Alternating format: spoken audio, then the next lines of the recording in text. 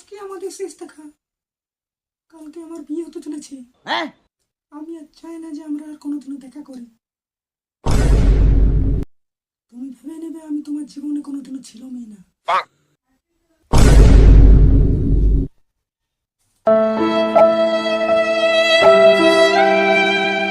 যাওয়ার আগে একটা কথার উত্তর দাও। তুমি কি একদিনের জন্য, এক সেকেন্ডের জন্য আমাকে ভালোবেসেছিলে? নাই কি বলছো বিশ্বজিৎ ভাই? তুমি শুধু একবার বলে দাও, এক সেকেন্ডের জন্য কি তুমি আমাকে ভালোবেসেছিলে?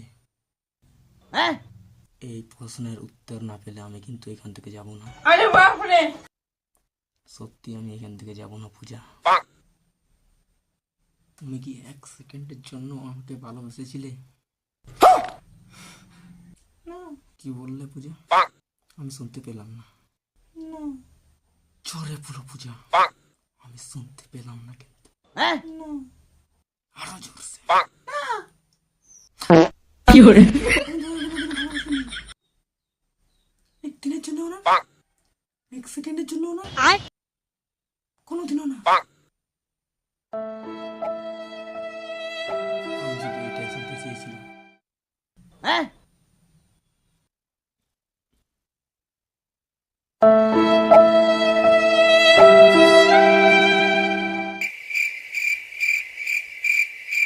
বিশ্বজিৎ, নাম তো মনে রাখবে।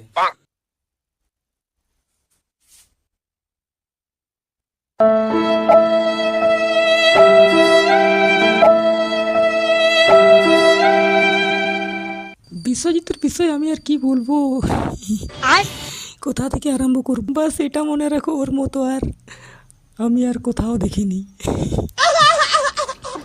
কখনো ও ছোট বাচ্চা হয়ে যায়, তো কখনো বদমাস, কখনো পাগল হয়ে যায়, কখনো বুদ্ধিমান, কখনো রেগের মাথায় অনেক কিছু বলে দেয়, আর কখনো জোকারের মতন ফেস করে হাসিয়ে দেয়। কখনো কখনো বাচ্চাদের মতন জেদি হয়ে যায়, আর কখনো কখনো ভালো বন্ধু। ও কি বটে আর কি না আমি কখনো কথা বলে বুঝাতে পারবো না, কিন্তু জানি না কেন ও বলে আমি খুব সুন্দর। যখন ও হাসে মনে হয় লজ্জায় ভরে যায়, যখন ও রেগে যায় তো আমার মনে হয় আমি ওকে গলায় ধরাই নিই, আর যখন ও ভালোবাসে তখন চোখে জল চলে আসে।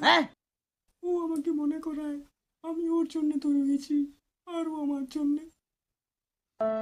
আমি ওকে অনেক ভালোবাসি, একদিনের জন্য নয়, এক সেকেন্ডের জন্য নয়, পুরো জীবনের জন্য। I love you, Biswajit. I love you.